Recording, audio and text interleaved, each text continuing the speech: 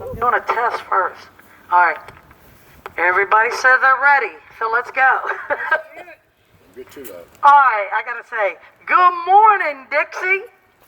What we are sharing with y'all this morning is a historical presentation for our Southern heroes, our war veterans. It's a celebration of our American history. We are here today to show Southern love and Southern pride, to show love and honor for Robert E. Lee, Jeb Stuart, Jefferson Davis, and Stonewall Jackson. And for every general, lieutenant, captain, private, everyone who has served in our Army and our Navy, from the Revolutionary War to the War of 1812, the War of 1861 to 1865, World War I, World War II, Vietnam War, etc. To show love and honor for all the Southern men and women who are still fighting in every American war that we have had and we are going to continue to have. God bless our military. God bless the ones that came before them. Their bravery and sacrifice will never be forgotten.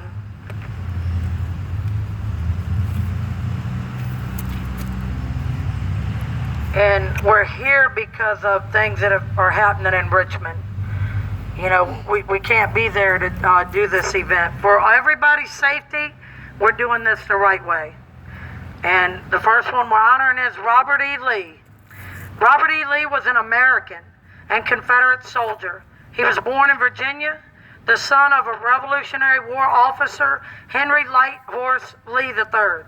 He attended the United States Military Academy at West Point, graduating second in his class in 1829. Lee met Jefferson Davis when he entered West Point. Lee and Davis had considerably contact in the early 1850s while Lee was superintendent of West Point, and Davis served as Secretary of War. Robert E. Lee served in the United States Army from 1829 until 1861. Lee fought under General Winfield Scott during the Mexican-American War. Lee was a top graduate of the United States Military Academy, an exceptional officer, and a military engineer in the United States Army for 32 years. In April 1861, Lee resigned from the United States Army just as 300 United States Army officers and over 200 United States Navy officers resigned, and they came to fight to defend the South, their families, and their homes. He accepted command of the Virginia forces that later became part of the Confederate Army. Stonewall Jackson was a Confederate general who served under General Robert E. Lee, and he became one of the best-known Confederate commanders after General Robert E. Lee.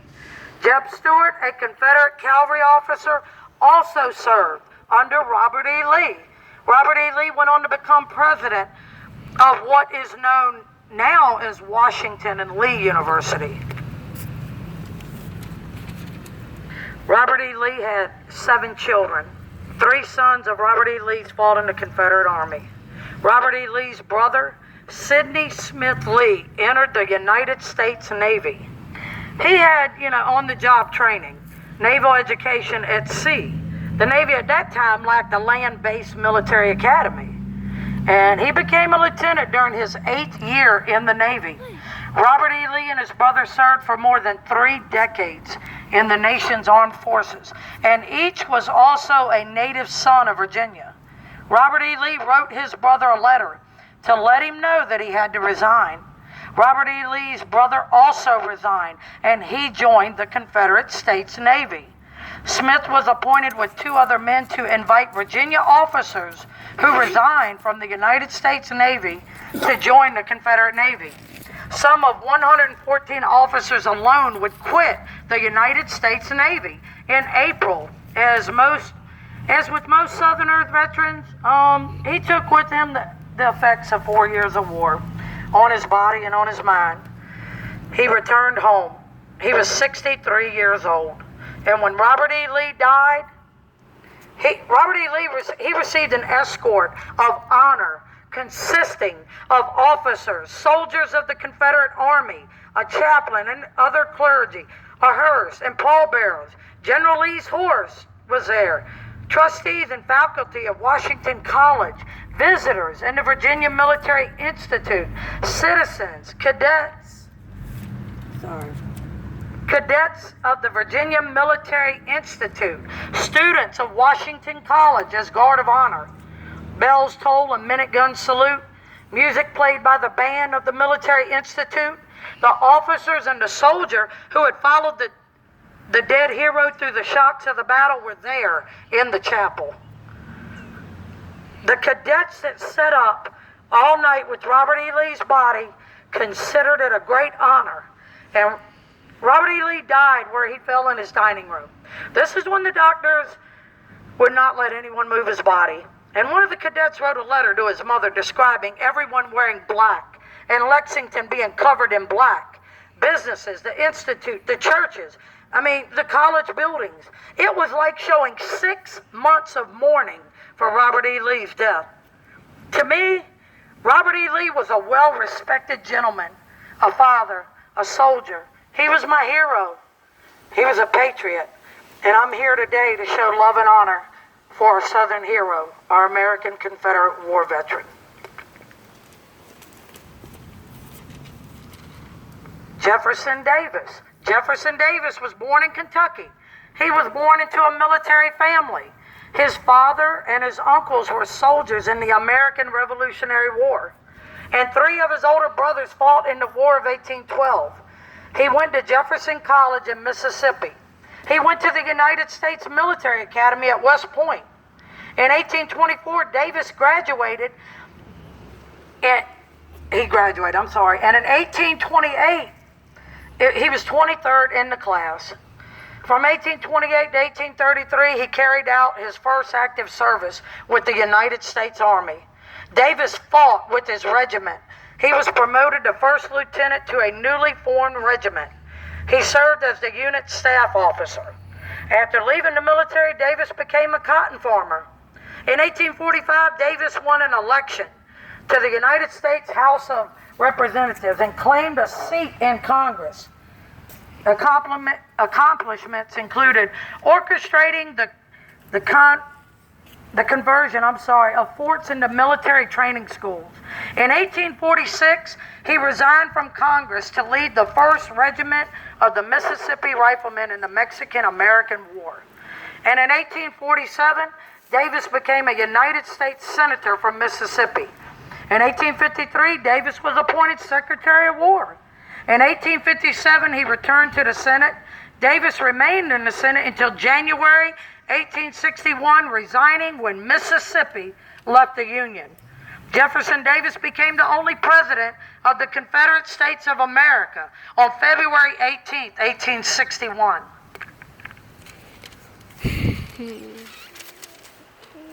God bless Jefferson Davis. Jefferson Davis is buried at Hollywood Cemetery in Richmond, Virginia. In 2020, his birthday is still celebrated in several southern states. Many public monuments, statues, war memorials, they were put up for Jefferson Davis all over the Southland for love and honor.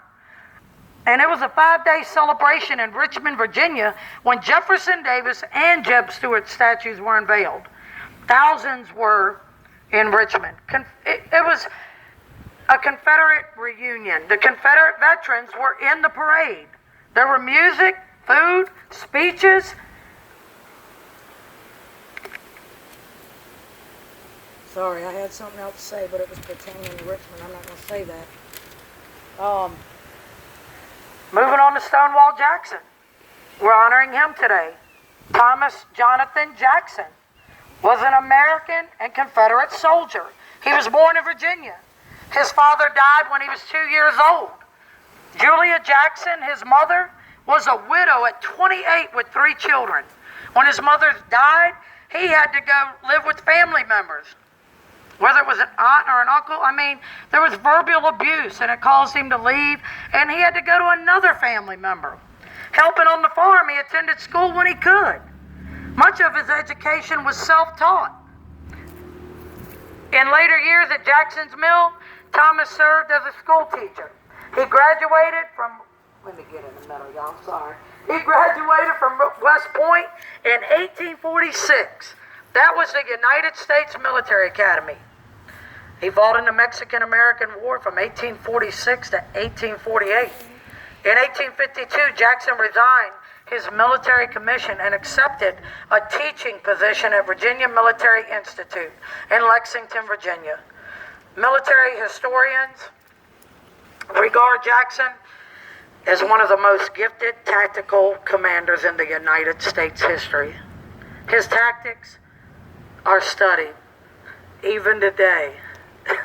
At the beginning of the war of 1861 to 1865, Jackson accepted orders as a colonel of Virginia militia, promoted, and General Stonewall Jackson led a brigade at the Battle of the First Manassas. In November 1861, Jackson was promoted to Major General and dispatched to Shenandoah Valley. He transferred his command to Robert E. Lee's Army of Northern Virginia at Richmond. Before he died, he was able to have time to spend with his daughter, Julia Laura. She was the only Jackson child to reach adulthood. Stonewall Jackson was only 39 years old when he died. They said at his funeral, to remember Jackson's bravery and his unwavering faith in God, to remember and to celebrate Jackson's determination and his sacrifice for the Confederate cause. In 2020, people still show love and honor for this great general who served in the United States Army and the Confederate States Army.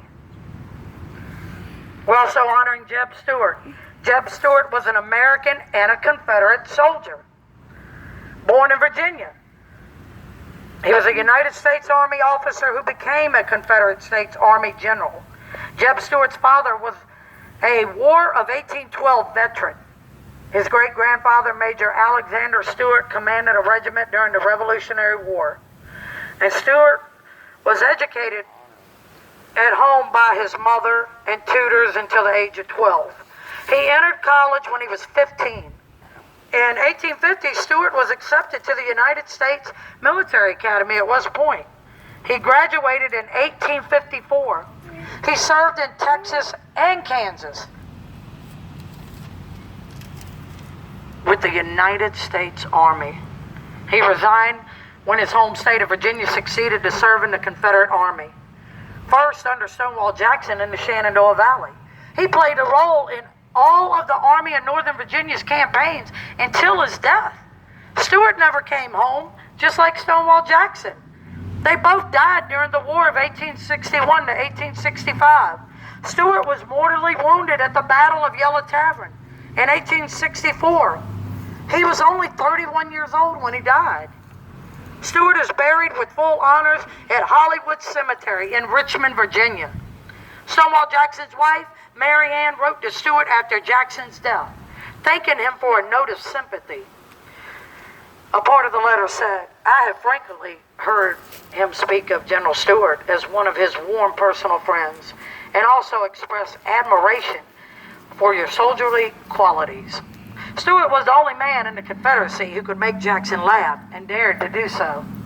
Stuart was greeted with flower petals thrown in his path at Richmond. He had become as famous as Stonewall Jackson. And now in 2020, Richmond dares to have a black man with Nike shoes on a Confederate war horse that they copied from our war memorial of Jeb Stuart on Monument Avenue.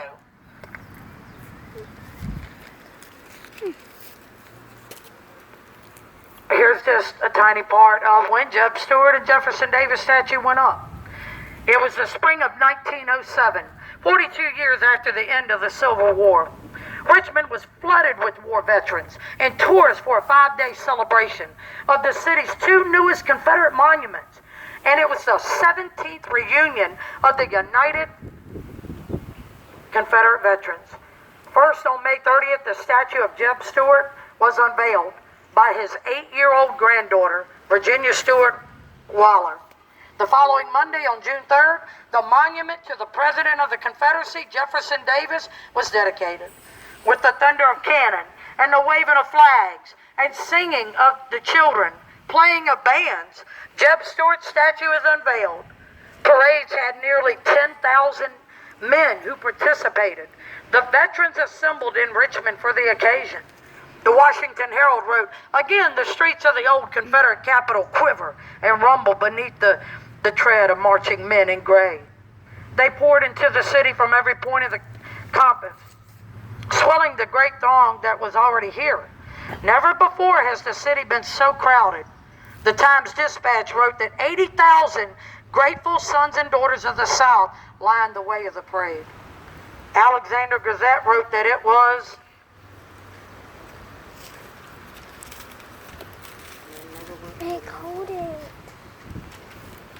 the last great reunion of the Confederate veterans, and the Washington Herald seconded the sentiment. It is doubtless the last time the old men will come home. The Times-Dispatch published a special reunion edition to honor these events. There were so many portraits of the veterans and event organizers. The Times-Dispatch said the 30th is a great day, great in the example of the devotion to the South, great in the wholeheartedness of the welcome which greeted the veterans, great in the vastness of the crowd which filled the city, great in enthusiasm and goodwill, but greatest of all, the opportunity to do great honor to those to whom great honor is due. I'm sorry, I forgot what that said. Oh my God. All right, let me bring it up to speed here a little bit. We're in 2020. This just happened. It's something that happens every year. A New Market ceremony at the Virginia Military Institute. They had a ceremony that has been happening for over 145 years. He said on May 15th, 1864, Virginia military cadets participated in the War of 1861 to 1865 at New Market. They had a gallant charge that turned the tide of the battle that earned honor for the Corps. It was the only time that in United States history that the entire student body of a college has fought in a pitched battle. 10 cadets were killed and 47 were wounded. Since that time, alumni have continued to follow the example of those courageous and honorable cadets, serving and sacrificing each of the nation's war. On the anniversary of this historic event, they paid tribute to the New Market cadets and the alumni who followed. Their service is a hallmark of the Virginia Military Institute heritage, which is leadership, courage, sacrifice, honor, and devotion to duty. God bless those cadets. There was 261 of them.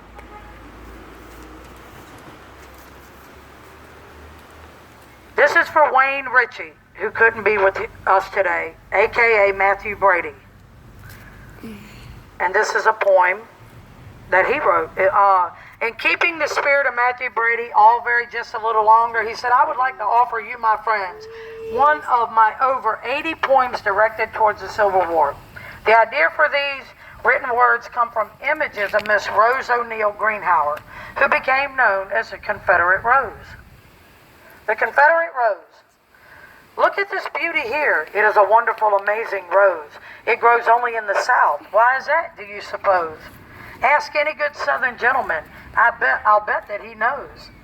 It will be found in special places. I ask that you follow the scent of your nose.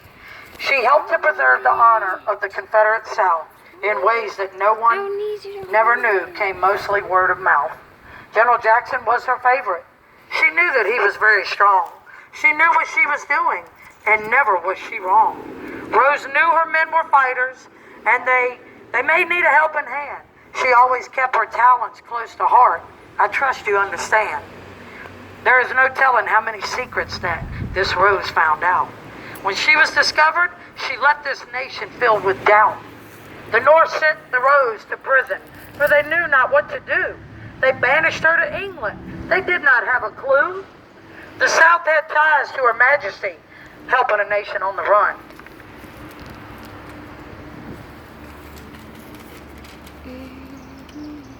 Other countries helped the Southern cause. England wasn't the only one.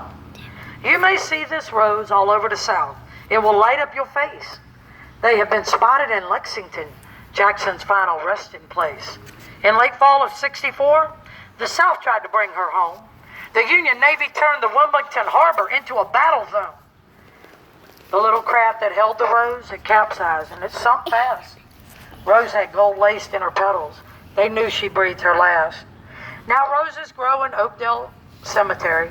You can visit the grave sites there. The southern rose is gaining strength. You can see it growing everywhere. To dedicate her life, they have named her the Rebel Rose. I wrote this as a tribute in hopes that her life forever grows. I love that song. When's it over? Sorry, I love it. This is from Michael Parks. I love you, Michael. He's a great historian who has helped me so much, and he's going through a lot of health issues. So this is for you, Michael. It's a conversation that him and I had, and he made me really understand what I'm trying to tell people, why I'm always doing what I do for our children, our next generation. Rick, how? And I agree with Michael Parks. Listen to what he said. Heroes, patriots, Americans are Confederate soldiers. Not one single person was tried or convicted of treason. It's our heritage. It's our right to tell the truth. When is the truth wrong? A lie is a lie. It's our responsibility to tell the truth. We can't sit by and allow them to do it. Bad things happen when good people don't say anything. It's our duty. So it's our right to stand up against the evil of it. It's our heritage. And our legacy as it continues, we're not going to sit idly by. Our heritage is our legacy. And we are going to make sure it continues. There is tolerance and the truth. What will your legacy be? Are you going to be tolerant? Or is your legacy going to be taking a stand and telling the truth? I'm going to tell the truth. And I'm going to stand for the truth and fight for the truth. Truth is not hate. It's our right. Our heritage depends on it. Our ancestors' legacy depends on it. Thank you, Michael. Mom. This is something I got, and a lot of this is how I feel, but I got most of it from the Virginia Confederate Monuments book by Timothy S. Sedor. The monument commemoration movement began in the 1860s. It peaked around 1913 and continues to this day. Generations of Southerners wanted our boys and men to be remembered. In the War of 1861 to 1865, many were brave enough to enlist and fight for the South. The women and children went through all the pains of the war. The common soldier represents my family.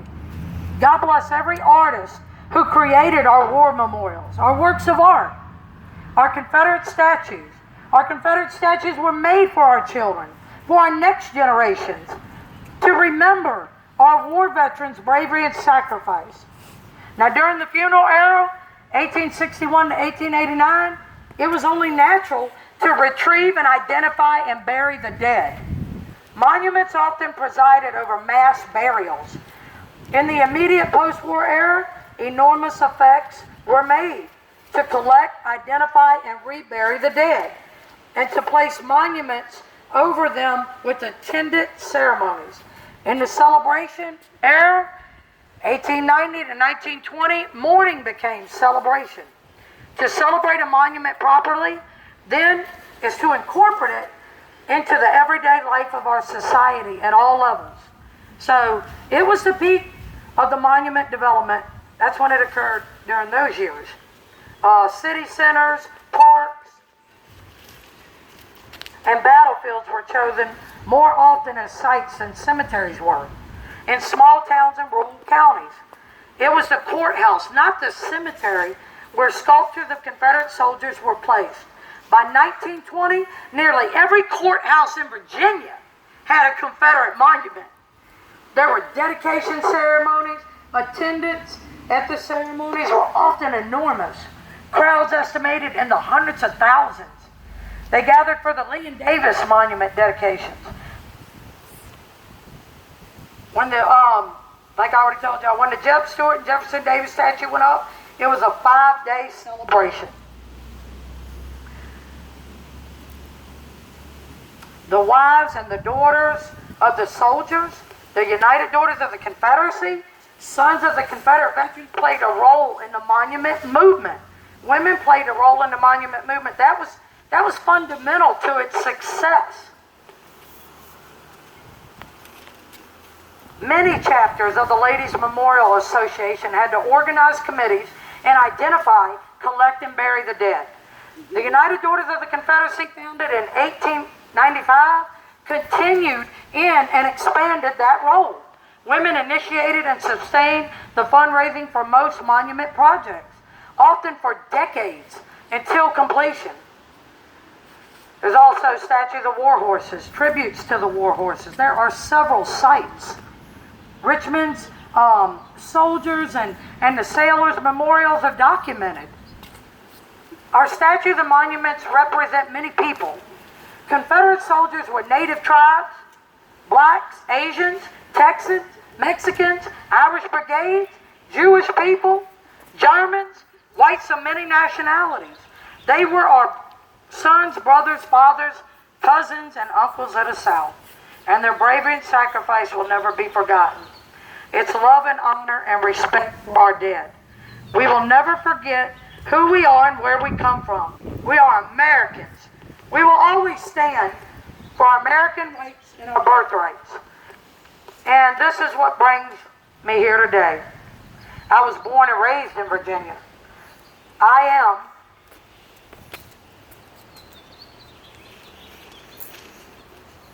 am the great-great-granddaughter of a Confederate soldier, and I stand against Governor Northam, Mayor Stoney, NAACP, the Democrats, City Council Member Michael Jones, any racist hate group who destroy our statues. I tried to save them. I kept telling them from the very beginning, like 2 years ago, get our statues and our monuments out of the ghetto cities. Nobody listened to me. I say, you got to take them down. You got to get them to the battlefield. Nobody wanted to hear me. And look where we are now. Everybody sees it on the news, what they did to Robert E. Lee and Jeb Stuart and Jefferson Davis and Stonewall Jackson's statue. But I still didn't let my children down. They're standing right beside me as I'm doing this. And I told y'all from the very beginning, it's not about statues. It's about teaching your children to stand up for their rights. And you don't let nobody ever take our children's rights, our American rights and our birthrights, and our freedom of speech. That's why I stand and do everything I do. So, would you ask me if it was worth it? Oh, hell yeah, it was worth it. Wanna know why? Because I got a strong young man right here. I got a strong young lady right there. And I've installed in them enough, you know what I'm saying? That when I take my last breath, they're going to stand up for themselves. They're not going to let these domestic terrorists and all these racist hate groups stop them. They're going to love what they want. They're going to honor what they want, especially their family. When I had wrote this, it says don't let them alter, take down, or add anything to our statue. But it's late for that. That was me in the very beginning from the get-go.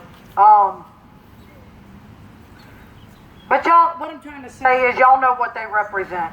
They only represent hate, destroy, and dominate. And I'm here for love, honor, and respect. I've said that from the very beginning. Anybody that knows me, I've always said I represent love, honor, and respect. As Americans, we love and honor our war veterans. We don't need their permission to remember, to love, to celebrate American history. That's your right. You don't need their permission. It's our family, our Confederate soldiers, our Southern heroes. You got to remember that Abraham Lincoln declared war on the Southern states. You got to remember that over 300 United States Army officers and over 200 United States Navy officers resigned and came to fight with Robert E. Lee and defend their family and their homes. Lincoln sent thousands and thousands of federal soldiers to attack and kill our ancestors. Many young boys and men were on the battlefields and the battleships. And I ask y'all, I keep saying, wasn't it enough blood, enough death it reached a point where they needed a decoration day.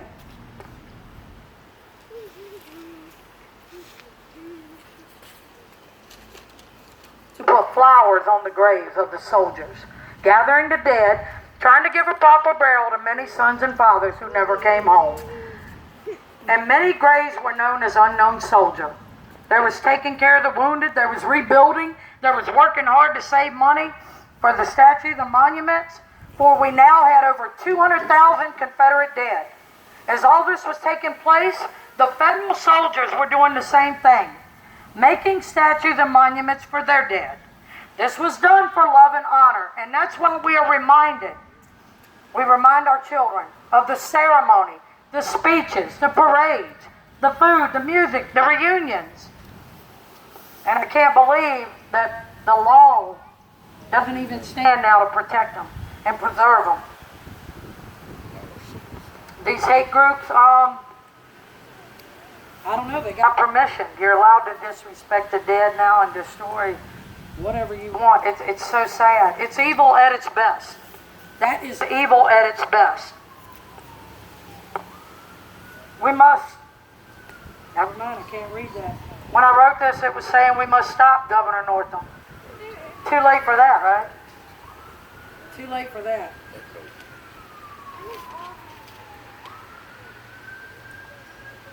It's like this. What happened to freedom? What happened to liberty, freedom, and justice for all? It's like, what kind of a mother would I be if I didn't stand here and stand up for my children and protect their rights? I teach them to live like this, which a lot of people, I guess, ain't teaching their kids. The cowboy motto, like, if it's not yours, don't take it. If it's not true, don't say it. If it's not right, don't do it.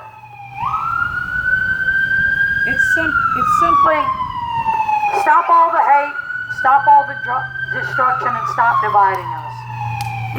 I mean, but I can say that all day long. They don't want to hear us, right? They don't want to hear that. Once again, it's evil at its best.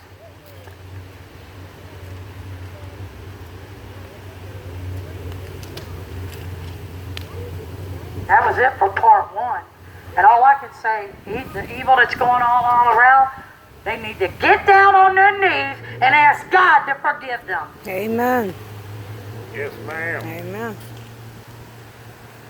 That was it for part one. Your phone did. I ain't get to hit finish. What? I ain't get to hit finish. But I think it shares it anyway, don't it? We're going to change our venue. Whatever.